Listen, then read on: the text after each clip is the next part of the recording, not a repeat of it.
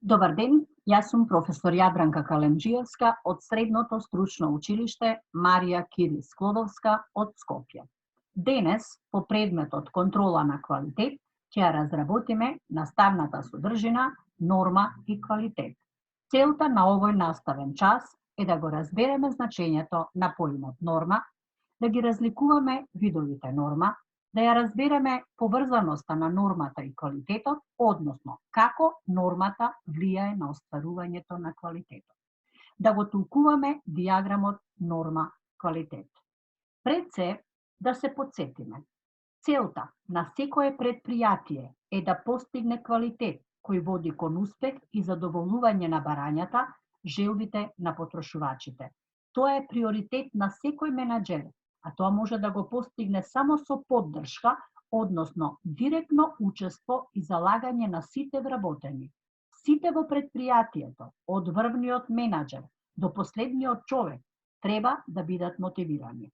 Па може да кажеме дека добрите тимови можат чудо да направат, но тимовите ги создава менаџерот. За да се обезбеди објективност секаде каде што може, односно каде што условите дозволуваат, најдобро е да постои систем наречен норма. Терминот норма има повеќе значења. Може да означува правило, пропис, мерка, критериум, стандард, утврдена вредност, аритметичка средина или количина на извршена работа. Во контекст на нашиот предмет, нормата ќе ја разгледаме како количина на извршена работа за одредено време, па следи дека нормата представува стандард, односно големина на работна задача што треба да ја заврши работникот или група работници, утврдена врз основа на објективни критериуми. На динамиката на зголемување на продуктивноста, економичноста и рентабилноста на предпријатието влијаат различни фактори, а меѓу нив најзначајни се квантитетот и квалитетот. За да се обезбеди економичност и ефикасност, а со тоа успех и профит на едно предпријатие, треба квалитетот и квантитетот на работењето да се поврзат со системот на распределување на личниот доход. Иако денес многу производни процеси се целосно автоматизирани, сепак и во тие предпријатија висината на личните доходи многу зависи од квантитетот, односно количината производи добиени за определен временски интервал. Секој вработен за својата извршена работа добива соодветен личен доход. Да го објасниме значењето на поимот нормирање. Нормирањето на работата е една од основните задачи на подготовка на производството, со цел да се одреди времетраењето што му е потребно на работникот со соодветна квалификација и работно искуство да изврши одредена работна задача. Но, кој и како ја определува нормата? При нормирањето, важно, а и најтешко е да се изврши правилна проценка на залагање на работникот. Нормата може да ја определи само стручно лице кое добро го познава процесот на работа, капацитетот на машините и алатките, па според тоа ја определува оптималната бројка што просечно способниот и извежбан работник со нормално залагање треба да ја оствари за да ја исполни нормата. Ваквото нормирање на работата се нарекува работна норма. Работна норма е однапред определен работен ефект што треба да се оствари од еден или од повеќе работници за одредено време. Таа може да се определи на два начини. Норма во време и норма во количество. Норма во време е пропишано време за кое работникот треба да изврши некоја работа или да произведе единица производ. Додека норма во количество е утврдено количество производи што работникот треба да ги изработи за единица време. На следната слика прикажан е производствен погон каде имаме нормирано производство. Нормата може да биде објективна доколку големиот број на вработените ја извршуваат. Доколку ја надфрлаат, тогаш е ниска, а ако не успеат да ја извршат, односно само мал број вработени ја извршуваат, тогаш е нормата превисока. Според сложеноста на работните задачи, работните норми можат да бидат индивидуално проста норма, кога еден работник обслужува едно место, па макар и подвижно. Сликата која што е прикажана како прва на слайдот. Индивидуална сложена норма, кога еден ист работник обслужува истовремено повеќе работни места. Втората слика. И групна норма, кога повеќе работници, третата слика, обслужуваат едно работно место. Пример, притоварање, растоварање и така натаму. Според опфатеноста, работните норми се поделени на збирни норми, кои што се однесуваат на сите работни места во целокупниот технолошки процес. Операциони норми го опфаќаат времето што е потребно за извршување на одредени работни операции и норми на постапки кои го содржат времето за одредени постапки на една работна операција.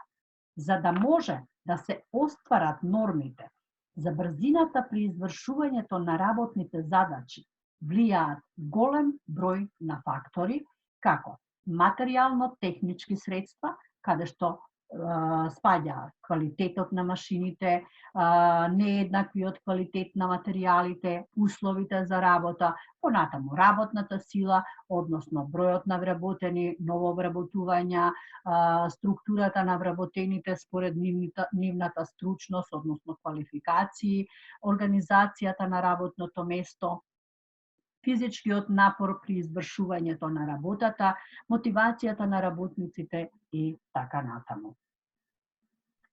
За да се обезбеди економичност и ефикасност, а со тоа успех и профит на едно предпријатие, треба квалитетот и квантитетот на работењето да се поврзат со системот на распределување на личниот доход.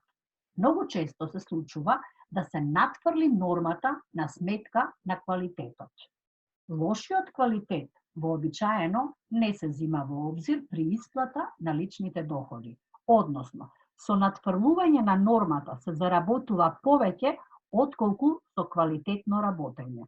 Но во таквите случаи предпријатието или организационата единица често губи многу повеќе отколку самиот работник кој заработува на сметка на надфрлената норма. Работникот не само што го оштетил својот дел од работата, туку и работата на работникот од претходната операција, материјал, а може би и средства за работа. Затоа неопходно е квалитетот и квантитетот да се поврзат во еден модел, да го наречеме норма за квалитет, со кој работникот ќе го добие нормалниот личен доход ако постигне нормален квалитет или ќе биде повеќе награден доколку постигне подобар квалитет, а истовремено и квантитет. Но треба да биде помалку награден доколку оствари квантитет со полош квалитет. Потребно е системот да се изработи така што би се исплатело надфрлањето на нормата на оној работник кој работи квалитетно и солидно. Оние работници кои го занемаруваат квалитетот треба да бидат дестимулирани. Тоа би го присилило неквалитетниот работник подобро да работи, односно да произведува подобар квалитет. Да го разгледаме моделот норма за квалитет кој е прикажан на следниот график. На графикот е прикажана работата на тројца работници кои извршуваат иста работа за која е утврдена норма од 100 парчиња или 100 метри или 100 килограми, за која се добива 100% личен доход, односно основен личен доход. На графикот со зелена линија е означена работата на работникот која остварил нормата со просечен, нормален, односно прифатлив квалитет. Ако погледнеме, значи 100% и нормален просечен квалитет. Оваа линија ни го покажува нормалниот просечен квалитет. Значи, за својот квалитет, овој работник добива 100% личен доход, односно го добива основниот личен доход.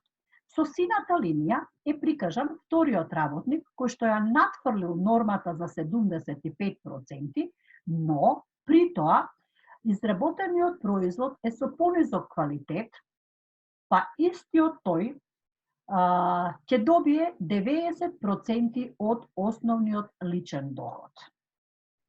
Со црвена линија е означен третиот работник кој што ја надфрлил нормата за 10%, но при тоа истовремено го надфрлил и просечниот, односно прифатливиот квалитет.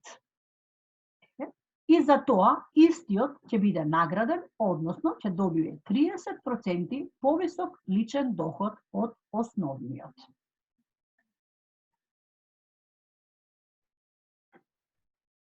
Значи, работниците кои ја исполнуваат нормата, ја добиваат предвидената плата, додека работниците кои ја надфрлуваат, добиваат поголема, а оние кои не ја исполнуваат, добиваат помална плата. Сега, за домашна задача. Нацртајте график норма-квалитет за следниот пример. Имаме 5 работници кои шијат кошули на машина за шиење. За 8 сати тие треба да сошијат 100 парчиња, односно 100 кошули со прифатлив, односно просечен квалитет, за да може да добијат 100% личен доход.